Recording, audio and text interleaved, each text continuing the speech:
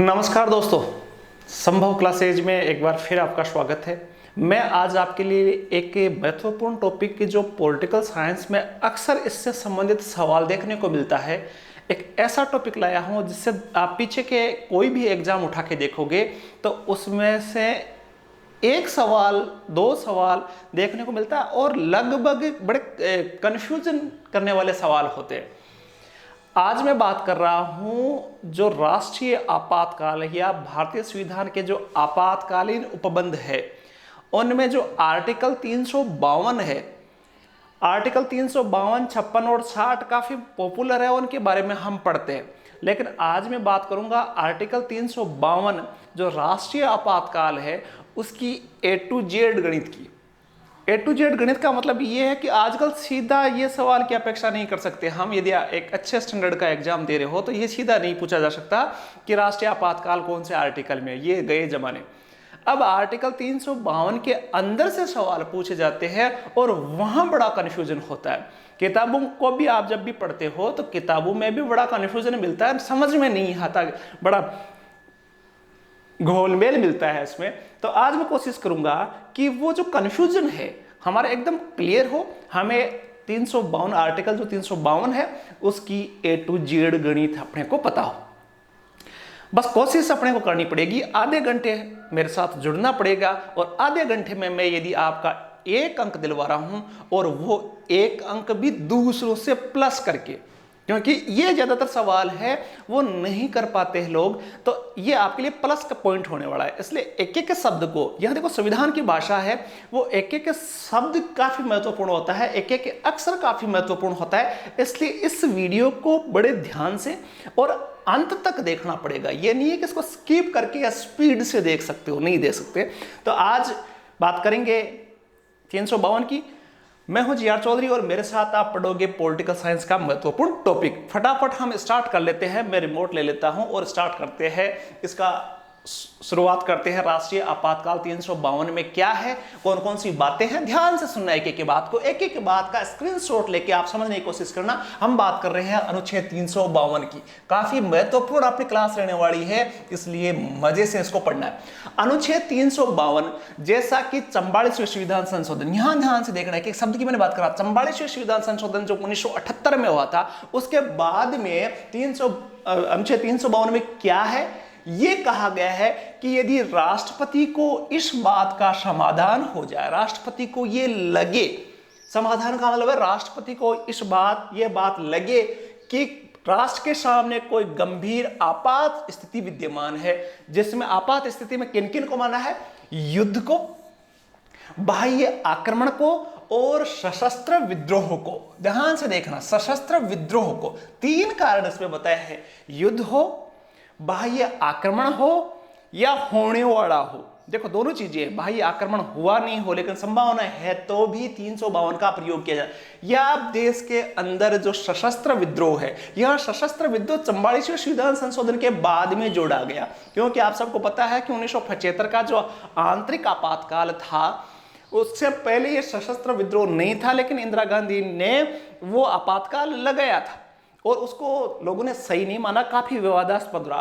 तो इसके तोड़ के लिए यह शब्द जोड़ा गया, सशस्त्र विद्रोह। तो तीन चीजों के आधार पर, युद्ध, बाह्य आक्रमण और देश में यदि सशस्त्र विद्रोह हो और राष्ट्रपति को लगे कि आफत की स्थिति है, आपात की स्थिति है, तो उस समय राष्ट्रपति को यह लगे कि देश की सुरक्षा है वो संकट में है या संकट में हो सकती है, दोनों चीजें, संकट में है या संकट में हो सकती है, तब राष्ट्रपति अनुच्छेद 352 के तहत आपातकाल की उद्घोषणा कर सकता है। क्लियर बात है, युद्ध, बाह्य आक्रमण और सशस्त्र विद्रोह की स्थिति हो या होने की संभावना हो, तब राष्ट्रपति 352 की उद्घोषणा कर सकता है। और ऐसी उद्घोषणा राष्ट्रपति वापस भी ले सकता है, अपनी एक साधारण सी उद्घोषणा के द्वारा इसको वापस भी ले सकता है। ये इस प्रकार लगती है और किस प्रकार हटती है, ये चीज आई। अब देखो आगे हम डिटेल से ध्यान से देखेंगे। राष्ट्रपति आपातकाल की उद्घोषणा तभी जारी कर सकेगा, ध्यान से समझना, राष्ट्रपति आपातकाल की उद्घोषणा तभी जारी कर सकता है जब उसे मंत्रिमंडल का विनिश्चय लिखित रूप से, ध्यान से समझना, लिखित रूप से प्राप्त हो। 1975 में जब 25 जून 1975 को राष्ट्रीय आपातकाल लगा था तो रात को अचानक ही प्रधानमंत्री ने राष्ट्रपति को फोन किया, लग गया राष्ट्रीय आपातकाल, इसलिए इसका विरोध हुआ। तो इसके बाद में 44वें संविधान संशोधन में लिखा गया कि भाई प्रधानमंत्री से नहीं मतलब है, यहां किसकी स्वीकृति चाहिए, मंत्रिमंडल की स्वीकृति चाहिए। ध्यान देना, प्रधानमंत्री अकेले के फोन करने से राष्ट्रीय आपातकाल नहीं लग सकता, वहां किसकी जरूरत होगी, मंत्रिमंडल की। और मंत्रिमंडल की भी मौखिक नहीं होगी, वो क्या होगी, लिखित होगी। ये 44वें संविधान संशोधन द्वारा जोड़ा गया, ठीक है। अर्थात पूरे मंत्रिमंडल के परामर्श से, केवल प्रधानमंत्री के परामर्श से नहीं। जैसा कि 1975 में हुआ था, केवल प्रधानमंत्री ने परामर्श दिया राष्ट्रपति को, फखरुद्दीन अली अहमद को, राष्ट्रीय आपातकाल लग गया। लेकिन अब 44वें संविधान संशोधन में प्रधानमंत्री की जगह क्या कर दिया गया, मंत्री परिषद कर दिया गया। और साथ में ही मंत्री परिषद की भी लिखित में होना चाहिए कि देश में आपातकाल की स्थितियां है और आपातकाल 352 लगना चाहिए, तब जाकर राष्ट्रीय आपातकाल लगता है। दो चीजें क्लियर हुई। एक एक चीज को ध्यान से देखेंगे। ऐसी प्रत्येक उद्घोषणा, अब हम समझेंगे कि भाई ये जो उद्घोषणा एक बार मंत्रिमंडल ने लिखित में दे दी स्वीकृति, राष्ट्रपति ने स्वीकार कर दी, तो उसके क्या बाद में कितने लंबे समय तक रहेगी। तो यहां समझेंगे कि ऐसी प्रत्येक उद्घोषणा को प्रत्येक सदन के, दोनों सदन, चाहे राज्यसभा हो चाहे लोकसभा, दोनों सदन के समक्ष रखी जाएगी और 1 मास की, 1 महीने के अंदर अंदर उसको क्या है, संसद के दोनों सदनों द्वारा पारित करवाया जाना चाहिए। ध्यान से समझना, जो 44वां संविधान संशोधन था उसमें, उससे पहले की बात करूं मैं, तो पहले यह प्रावधान था कि 2 माह के अंदर अंदर संसद की स्वीकृति चाहिए, दोनों सदनों की अलग अलग। 44वें संविधान संशोधन द्वारा यह किया गया कि 1 महीने के अंदर अंदर संसद के दोनों सदनों की स्वीकृति संकल्पों द्वारा अनुमोदित किया जाना चाहिए। यदि संसद अनुमोदित नहीं करती है तो वो 352 जो आपातकाल लगा वो लागू नहीं रहेगा। कितने महीने, याद रखना, 1 माह। संसद की बहुत बार सवाल है, कि शब्दों से सवाल आए हुए, ध्यान से देखना आप, नहीं तो फिर आप सिर पकड़ के बैठे रहोगे कि काश मैंने इसको ढंग से देखा होगा। 352 स्वीकृति कब चाहिए, 1 महीने के अंदर अंदर संसद के प्रत्येक सदन में समक्ष रखी जाएगी और 1 माह की समाप्ति पर, यदि अवधि की समाप्ति से पहले संसद ने स्वीकृत नहीं दिया, मतलब कहने का मतलब है कि राष्ट्रपति जब भी आपातकाल लगाता है तो कितने महीने तक, 1 महीने तक प्रभावी रहता है। और संसद की स्वीकृति मिल गई तो ठीक है, नहीं मिली तो आपातकाल वहीं समाप्त हो जाएगा। यदि ऐसी कोई उद्घोषणा उस समय जारी की जाती है जब मान लो स्थितियां हो कि उस समय लोकसभा विघटित हो, ठीक है, विघटित लोकसभा का विघटन हो गया हो, उसका विघटन बिना कोई संकल्प के पारित, मान लो राज्यसभा ने पारित कर दिया, अब लोकसभा का आपातकाल लगने के 1 महीने बाद में विघटन हो गया, तो क्या होगा, जब नई लोकसभा पुनर्गठित होगी तो उसकी प्रथम बैठक की तारीख के 30 दिन, अर्थात लोकसभा के जब नई लोकसभा बैठक की पुनर्गठित होगी तो उसकी पहली बैठक से 30 दिन के अंदर अंदर इसको वापस स्वीकृत करवाना होगा, नहीं तो ये वापस समाप्ति हो जाएगी। वापस मैं समझा दूं कि देखो, राष्ट्रपति की उद्घोषणा मंत्रिमंडल के लिखित से मिलती है, उद्घोषणा लागू होती है, लेकिन उसको 1 महीने के अंदर अंदर राज्यसभा और लोकसभा दोनों द्वारा स्वीकृत हो। और मान लो स्थितियां ऐसी हो जाए कि लोकसभा विघटित हो, तो लोकसभा का पुनर्गठन जब होगा तो उसकी पहली बैठक के 30 दिन के अंदर अंदर उसकी वापस स्वीकृति आवश्यक होगी।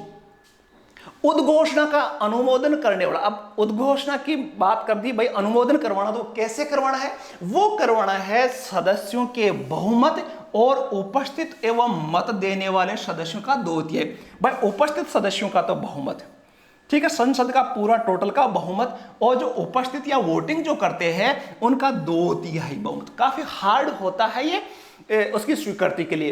पहले ये साधारण बहुमत था, 42वें संविधान संशोधन में साधारण बहुमत था, उसको चेंज किया गया और अब यह कर दिया गया कि भाई किसी भी सदन में पारित करवाना है इस उद्घोषणा को, 352 की आपातकालीन स्थिति को, तो संसद का तो बहुमत होना चाहिए प्लस 2/3 बहुमत। मान लो एग्जाम्पल आपको, मान लो जैसे लोकसभा में, मैं एग्जाम्पल देता हूं, 300 सदस्य टोटल, मान लो एक एग्जाम्पल देता हूं, 300 सदस्य है, तो इसका बहुमत का मतलब हुआ कि आधे से ज्यादा 151 तो कम से कम होना ही चाहिए। और मान लो उसमें 270 लोगों ने वोट दिया, तो 2/3 कितना होता है?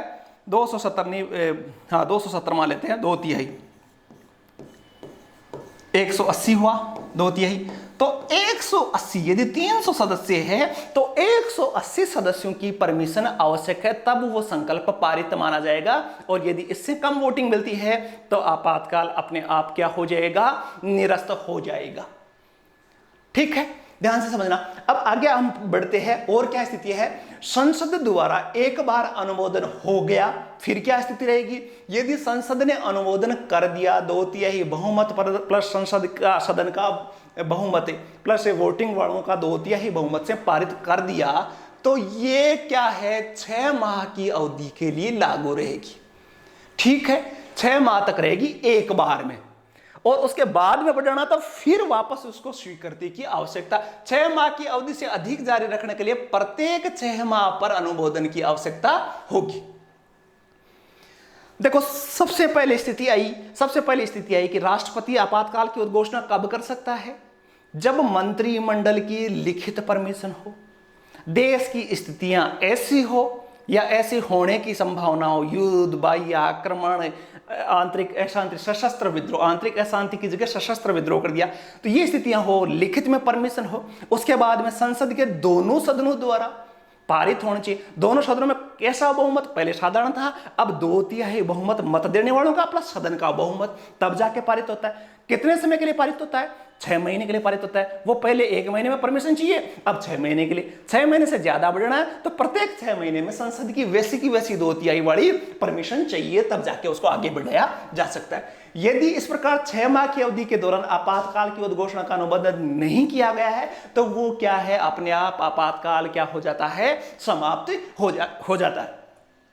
और देखो, ध्यान से समझेंगे, राष्ट्रपति उस समय आपातकाल की उद्घोषणा को वापस करना पड़ेगा यदि संसद साधारण बहुमत से भी कोई पारित कर दे। मतलब लगाने के लिए 2/3, लेकिन वापस लेने के लिए केवल और केवल साधारण बहुमत की आवश्यकता होगी। मान लो उस समय संसद का सत्र नहीं चल रहा है, तो यदि 1/10 सदस्य, यदि संसद का सत्र चल रहा है और संसद का सत्र नहीं चल रहा है, तो 1/10 सदस्य जाकर कहे तो उसमें वोटिंग करवानी पड़ती है। संसद का सत्र चल रहा है तो क्या होगा? देखो, संसद का सत्र चल रहा तो सभापति को जाके कहेंगे तो उसके लिए वोटिंग करवाई जाएगी। संसद का सत्र नहीं चल रहा है तो राष्ट्रपति के पास 1/10 सदस्य कहेंगे कि हमें इसको हटाना है, तो उस पर बैठक होगी, वोटिंग होगी, और यदि साधारण बहुमत से पारित कर दिया तो आपातकाल हट जाएगा। कुछ पल्ले पड़ रहा है भाई? हटाने के लिए देखो 2 चीजें हैं। हटाने के लिए पहली चीज तो ये कि राष्ट्रपति अपने आप ही उद्घोषणा कर दे कि समाप्त कर दिया जाएगा, या किया जा रहा है, मंत्रिमंडल ने सिफारिश की, हट जाएगा उद्घोषणा। संसद के द्वारा हटाना है तो संसद के द्वारा हटाने के लिए साधारण बहुमत से पारित होनी चाहिए, पहली बात। दूसरी बात, मान लो किसी और सदन में कोई और चर्चा चल रही है, 1/10 सदस्यों ने कहा कि नहीं जी हमें तो राष्ट्रीय आपातकाल हटाना है, तो 1/10 सदस्य कहते हैं तो उसकी बैठक में उस मुद्दे पर चर्चा होती है, वोटिंग होती है, और यदि साधारण बहुमत मिल जाता है तो हट जाता है। संसद का सत्र चल रहा है तो सभापति को यह बात कहनी पड़ेगी, और संसद का सत्र नहीं चल रहा तो राष्ट्रपति को कहना पड़ेगा कि विशेष सत्र का आयोजन किया जाए जिसमें राष्ट्रीय आपातकाल हटाना 1/10 सदस्य हस्ताक्षर करके या एप्लीकेशन दे, विशेष सत्र होगा और उसमें साधारण बहुमत से उसको हटाया जा सकता है। अब देखो, इस अनुच्छेद में प्रयुक्त पदावली राष्ट्रपति का समाधान, राष्ट्रपति देखो पहली लाइन में हो कि राष्ट्रपति को यह समाधान हो कि राष्ट्रीय आपातकाल लगना चाहिए, स्थितियां ऐसी हो गई, तो उसी की बात कर रहा हूं कि जो राष्ट्रपति का समाधान, मतलब राष्ट्रपति को लगा कि वास्तव में, राष्ट्रपति को नहीं लगता है, वैसे मंत्रिमंडल को ही लगता है, राष्ट्रपति खुद नहीं सोचते, सारा का सारा सोचने का काम मंत्रिमंडल को, प्रधानमंत्री को होता है। यह इंगित करता है कि आपातकाल की उद्घोषणा के लिए पर्याप्त परिस्थितियां विद्यमान है या नहीं, अथवा संकट की आशंका सन्निकट है या नहीं, इसका निर्णय राष्ट्रपति स्वयं जहां लिखा होता है वहां मतलब होता है मंत्रिमंडल। और इस जो राष्ट्रपति को लगा कि राष्ट्रीय आपातकाल लगाया, मान लो आप समझो कि राष्ट्रपति या मंत्रिमंडल को लगा कि राष्ट्रीय आपातकाल की स्थितियां हैं और लगा दिया, लेकिन राष्ट्रपति के समाधान की जांच की जा सकती है। अर्थात राष्ट्रपति जब आपातकाल लगाता है तो वो न्यायालय में वाद योग्य होगा, उसकी बाद में न्यायालय में जांच की जा सकती है, उस पर वाद दायर किया जा सकता है। बहुत मौत बात है, ठीक है। ये आया था जिसे माखन सिंह बनाम पंजाब राज्य के न्यायमूर्ति भगवती का अवलोकन, ये एक डिसीजन था। उसके बाद 42वें संविधान संशोधन अधिनियम 1976 द्वारा अनुच्छेद 352 में एक नया खंड जोड़कर यह कहा गया था, 42वें संविधान संशोधन में यह कहा गया था कि वाद योग्य नहीं है, लेकिन 44वें संविधान संशोधन में वापस जोड़ा गया कि इसमें आपातकाल की उद्घोषणा को संवैधानिकता न्यायालय में चुनौती दी जा सकती है। बहुत मोस्ट बात है। 42वें संविधान संशोधन में एक चीज जोड़ी इंदिरा गांधी ने जुड़वाई, वो ये थी कि भाई राष्ट्रीय आपातकाल लग दिया, एक बार लग गया तो उसकी जांच न्यायालय नहीं कर सकता कि वो सही लगा था गलत लगा था। लेकिन 44वें संविधान जनता पार्टी की जो शासन आया उसमें यह प्रावधान किया गया कि भाई राष्ट्रीय आपातकाल यदि गलत तरीके से लगा है, सही तरीके से लगा है, उसकी न्यायालय में जांच हो सकती है, वाद दायर हो सकता है, न्यायालय में चुनौती दी जा सकती है। और न्यायालय यदि इसको स्वीकार नहीं करे कि ये अनलीगल तरीके से लगाया, गलत तरीके से लगाया, तो अपने आप समाप्त हो जाएगा। आगे बात देखते हैं। अब देखो राष्ट्रीय आपातकाल कैसे लगता है इसकी हमने चर्चा की। अब हम बात करेंगे राष्ट्रीय आपातकाल जब लगता है तो उसके प्रभाव क्या पड़ते हैं, देश में अलग अलग चीजों पर क्या प्रभाव पड़ता है।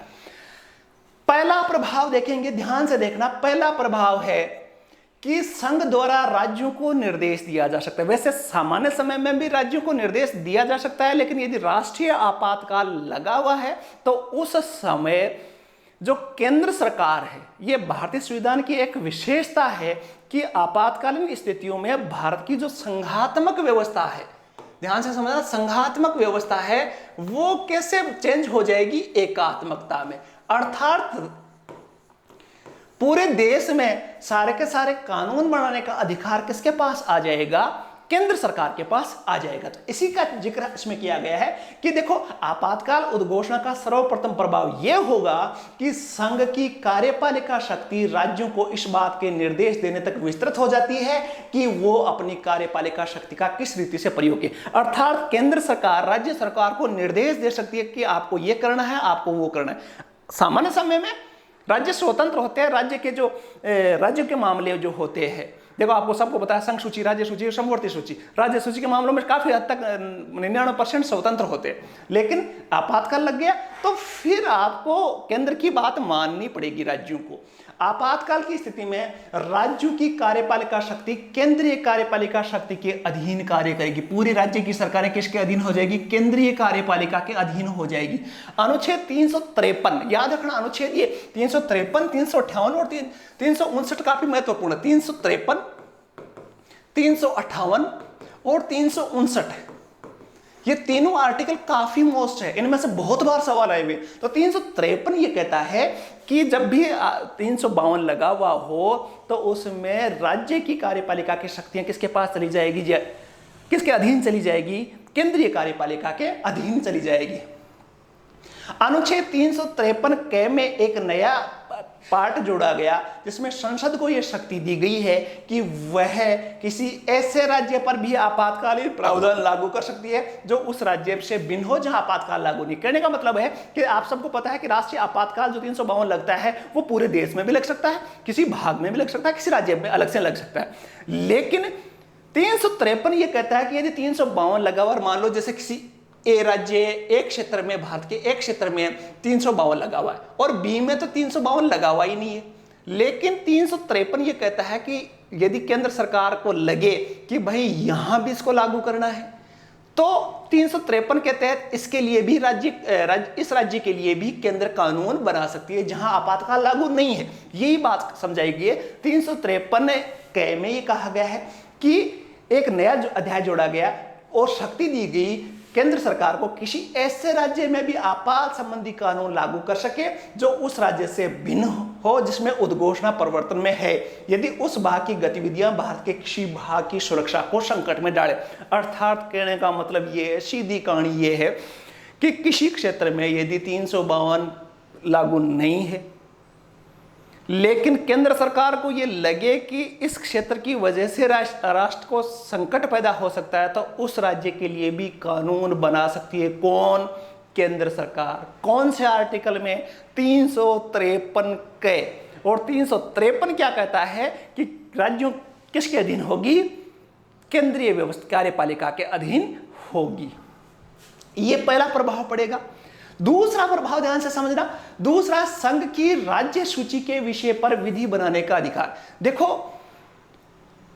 वैसे सामान्य समय में भी यदि राज्य सरकार चाहे तो केंद्र सरकार कानून बना सकती है, लेकिन यदि आर्टिकल 352 राष्ट्रीय आपातकाल लगा हुआ है तो उस समय राज्य सूची के विषयों पर भी कौन कानून बना सकता है? केंद्र सरकार, केंद्रीय कार्यपालिका कानून बना सकती है।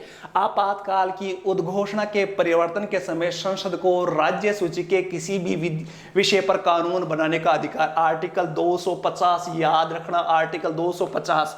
आप सबको पता है कि केंद्र राज्य संबंधों की बात अनुच्छेद 245 से लेकर 255 तक कही गई है, लेकिन 250 आर्टिकल का संबंध है राष्ट्रीय आपातकाल से। आर्टिकल 250 यह कहता है कि यदि आपातकाल की उद्घोषणा हो रखी है तो केंद्र सरकार राज्य सूची के विषयों पर भी कानून बना सकता है। मोस्ट इंपोर्टेंट, वेरी मोस्ट बात कर रहा हूं मैं, इसको भी आपको याद रखना है, ठीक है? भले ही वह विषय संघ सूची का हो, संघ सूची का नहीं हो, राज्य सूची का हो, लेकिन उस पर कानून कौन बना सकता है? केंद्र सरकार कानून बना सकती है। इस प्रकार हम देखते हैं कि आपात स्थिति में सारे के सारे पावर किसके पास? राज्य सूची के पावर किसके पास चले जाते हैं? केंद्र के पास। हालांकि विधानमंडल कानून बना सकती है राज्य सूची पर, लेकिन वे संसद द्वारा पारित विधियों के अधीन होगी। यह नहीं है कि राज्य सरकार कानून बना ही नहीं सकती, कानून तो बनाओ, लेकिन किसके अधीन होगी? केंद्रीय व्यवस्थापिका के अधीन होगी। केंद्रीय कार्यपालिका के, केंद्रीय व्यवस्थापिका के जो कानून है उसके अधीन होगी। अनुच्छेद 353 ख, याद रखना 353 की बात कर रहा हूं। 250 में आपातकाल में राज्य सूची पर कानून कौन बना सकता है?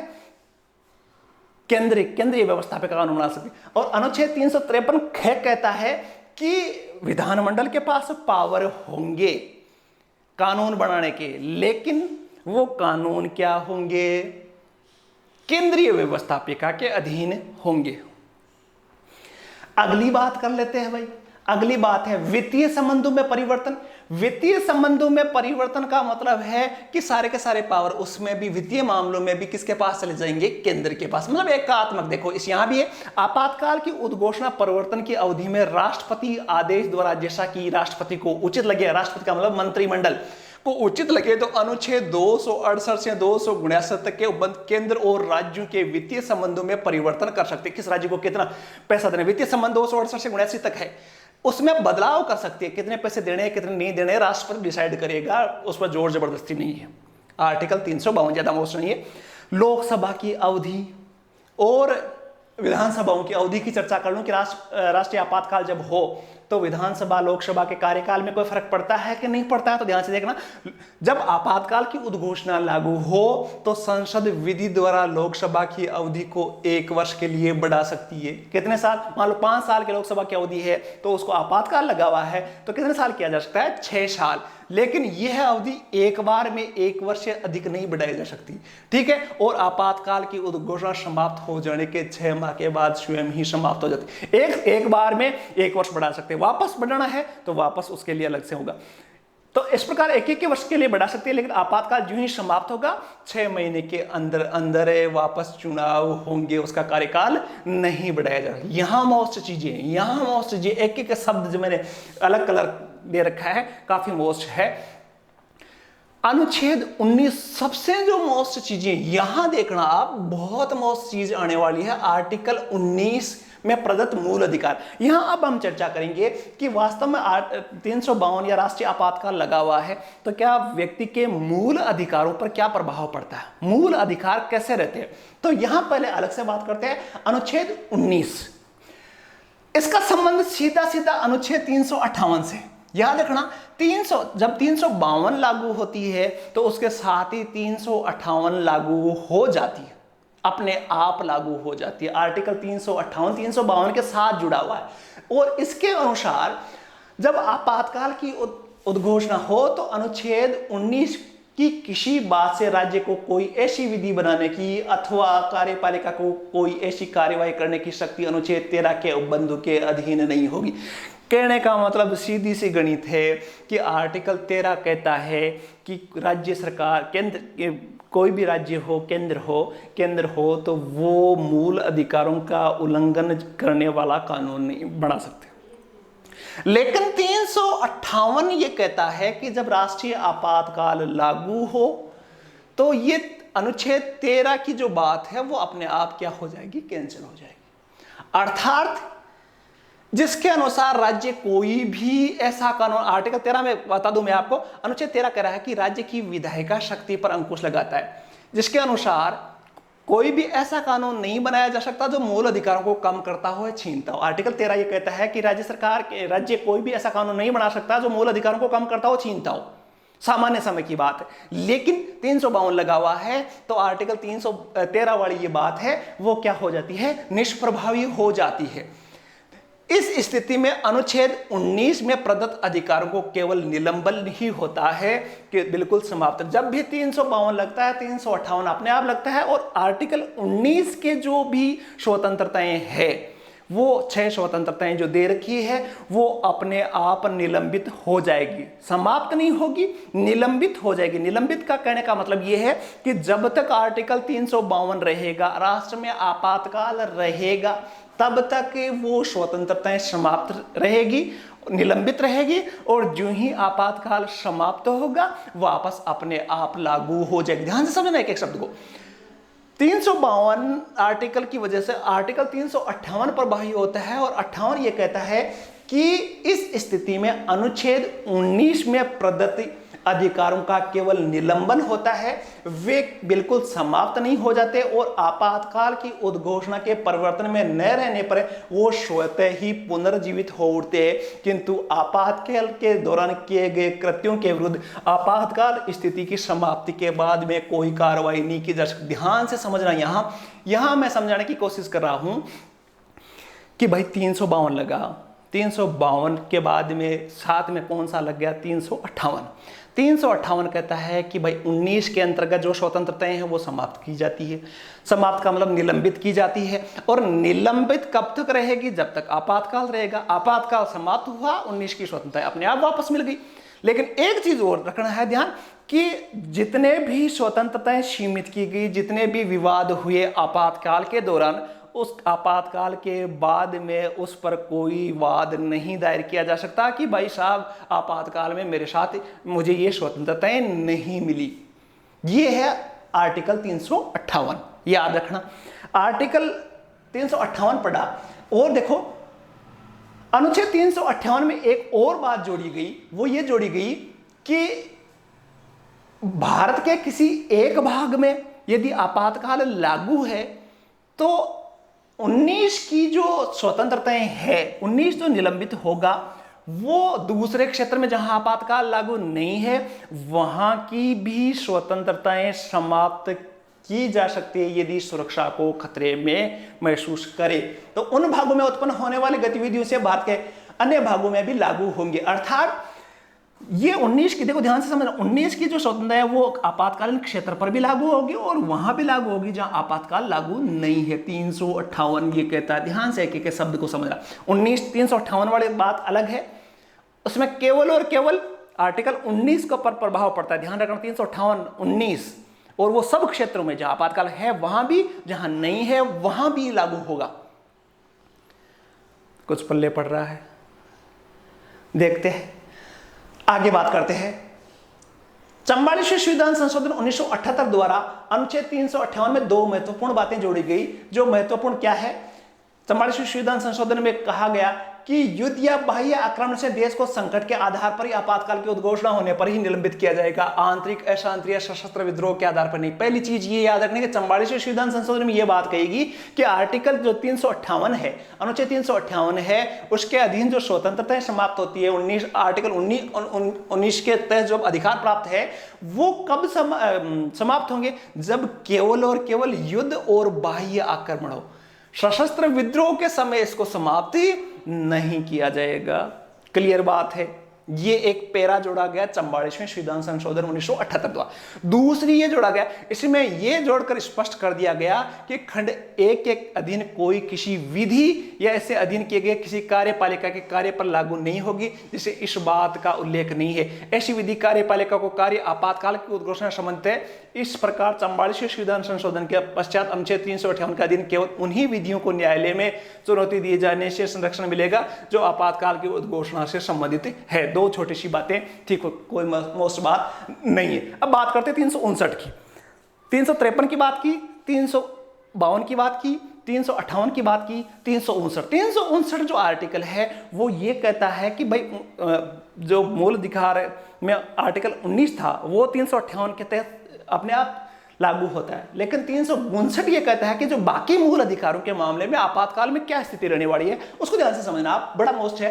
अनुच्छेद 359 के अनुसार जहां की आपातकाल उद्घोषणा लागू हो वहां राष्ट्रपति अपने आदेश द्वारा यह घोषित कर सकेगा कि भाग 3 द्वारा दिए गए अधिकारों में से किसी ऐसों का परिवर्तन करे जैसा उसको लगे। कहने का मतलब सीधी सी कहानी है कि 359 में राष्ट्रपति जो मूल अधिकार भाग 3 में दिए गए हैं उन मूल अधिकारों के भाग 3 के मूल अधिकारों को भी 359 के तहत निलंबित कर सकता है अलग से आदेश निकाल कर। 19 का अपने आप ठीक है, बाकी मूल अधिकार 359 के तहत अलग अलग किसको कम करना है वो राष्ट्रपति अलग से आदेश पर्टिकुलर उस मूल अधिकार के लिए आदेश निकालता है अलग से। दोनों में अंतर है। 19 की स्वतंत्रता अपने आप समाप्त होगी, बाकी मूल अधिकारों के लिए अलग अलग आदेश निकालने होंगे कि इस मूल अधिकार को स्थगित किया जाता है। ये दोनों में अंतर है। लेकिन आपको एक और बात याद रखनी है कि आर्टिकल 20 और आर्टिकल 21 जो मूल अधिकार है, मूल अधिकार जो 20 में और 21 में जो दोषारोपण से संबंधित और प्राण और दैविक स्वतंत्रता से संबंधित है 21, तो उन दोनों को स्थगित 352 या आपातकाल में भी नहीं किया जा सकता। वो दो मूल अधिकार आर्टिकल 20 आर्टिकल 21 के अंतर्गत जो मूल अधिकार है वो यूं के यूं बने रहेंगे, बाकी को अलग अलग आदेश द्वारा समाप्त किया जा सकता है। देखो, अनुच्छेद 19 के आपातकाल की उद्घोषणा पर स्वतः निलंबित हो जाते हैं, जबकि अनुच्छेद 359 का प्रयोग राष्ट्रपति के आदेश द्वारा किया जाता है। दोनों में एक डिफरेंस आया। अनुच्छेद 359 के अंतर्गत राष्ट्रपति भाग 3 द्वारा प्रदत्त मूल अधिकार अनुच्छेद 20 और 21 को छोड़कर को न्यायालय द्वारा परावर्तित करने के अधिकार निलंबित कर सकता है। यह आवश्यक नहीं है कि सभी अधिकार निलंबित नहीं होते और केवल उनको न्यायालय में लागू करना बंद होता है। वैसे मूल अधिकार वो बने रहते हैं लेकिन न्यायालय में उसको लागू नहीं किया जा सकता। देखो, दोनों में अंतर वापस समझना, दोनों में अंतर बेसिक अंतर मैं अलग से समझा देता हूं। दोनों में अंतर ध्यान से समझना, इस पैराग्राफ को ध्यान से समझना। जैसा कि अनुच्छेद 352 के अंतर्गत आपातकाल की उद्घोषणा की जाती है तो अनुच्छेद 19 में प्रदत्त अधिकार स्वतः निलंबित हो जाते हैं। पहली बात कि 352 लागू होगा तो 358 के तहत 19 की जो अधिकार है, आर्टिकल 19 के अधिकार है, वो क्या होंगे? स्वतः समाप्त होंगे। यद्यपि आपातकाल उद्घोषणा के परिवर्तन में न रहने पर अनुच्छेद 19 पुनर्जीवित हो जाता है। आपातकाल समाप्त, अपने आप वो जिंदगी, मतलब ये निलंबित होते हैं, समाप्त नहीं होते। किंतु आपातकाल में किए गए कृत्यों को आपातकाल के पश्चात चुनौती नहीं दी जा सकती। आर्टिकल 19 के बारे में मैं बात कर रहा हूं कि जो भी काम हुए वो उसको बाद में न्यायालय में चुनौती नहीं दी जा सकती। इसके विपरीत बात करूं 359 की, तो मूल अधिकार निलंबित नहीं होते हैं बल्कि न्यायालय द्वारा परिवर्तन करने का अधिकार निलंबित होता है। अधिकार निलंबित नहीं होते, न्यायालयों को लागू करने का जो पावर है वो समाप्त होता है। दोनों में अंतर, एक पहला अंतर, अनुच्छेद 19 में जब प्रदत्त मूल अधिकार समस्त भारत में निलंबित हो जाते हैं, जबकि 359 में जारी किए गए आदेश के विस्तार पूरे भारत में या उसके किसी एक भाग में हो सकते हैं। जहां तक आदेश देता है 19 वाले पूरे भारत में ही होंगे, चाहे किसी क्षेत्र में आपातकाल लागू नहीं हो, लेकिन 359 वाले जो मूल अधिकार है उसके अलग अलग आदेश होंगे। किस क्षेत्र में लागू होगा पर्टिकुलर उसकी सूचना होगी। तीसरा जो अंतर है, अनुच्छेद 19 जब तक आपातकाल उद्घोषणा प्रवर्तन में रहती है तब तक निलंबित रहता है, जबकि 359 के मूल अधिकार जो है वो पूरे समय या उससे छोटी अवधि के लिए भी हो सकते हैं। मान लो पहले भी मूल अधिकार वापस लौटाए जा सकते हैं, आपातकाल लग रहा है, राष्ट्रपति चाहे, मंत्रिमंडल चाहे तो पहले भी मूल अधिकार लोगों को दे सकते हैं। लेकिन आर्टिकल 19 के जो मूल अधिकार है, 358 वाली बात है, वो आपातकाल रहेगा तब तक रहेगी ही रहेगी। अनुच्छेद 358 के अंतर्गत आपातकाल में किए गए कृत्यों को आपातकाल की समाप्ति के पश्चात चुनौती नहीं दी जा सकती, किंतु 359 के द्वारा जो कृत्य है वो उसमें चुनौती दी जा सकती है, क्षतिपूर्ति मांगी जा सकती है, वाद दायर किया जा सकता है। ये है बात। तो ये चीजें दोनों में अंतर जो है वो आपको पता होना चाहिए। तो अब भी अपनी क्लास में आर्टिकल 352, 250, 353, 358, 359 के बारे में हमने डीपली पढ़ा, और मैं वादे से कह सकता हूं कि इससे संबंधित सवाल जो है वो जहां राजनीति विज्ञान के राष्ट्रपति या आपातकालीन प्रावधान जहां लागू सिलेबस में है, या राजनीति विज्ञान लिखा हुआ है, या भारतीय संविधान लिखा हुआ है, तो इससे संबंधित सवाल देखने को जरूर मिलता है। नहीं समझ में आया, वीडियो को आराम से एक नहीं 2 बार देखना। एक सवाल की 2 सवाल की बात है, काफ़ी इंपॉर्टेंट टॉपिक था और काफ़ी सरल भाषा में समझाने का प्रयास मैंने किया। आशा है आपके ये पूरा समझ में आया होगा, मज़ा भी आया होगा। ऐसे ही संविधान के विशेष टॉपिकों को मैं आपके लिए लाता रहूँगा। आप वीडियो को पूरा देखा है तो अपने दोस्तों के लिए शेयर करो, साथ ही जिन्होंने नए हैं चैनल पर सब्सक्राइब जरूर कर ले, ताकि आगे आने वाला वीडियो सबसे पहले आपके पास हो। एक नई वीडियो के साथ जल्दी मिलेंगे, तब तक के लिए जय हिंद, जय भारत।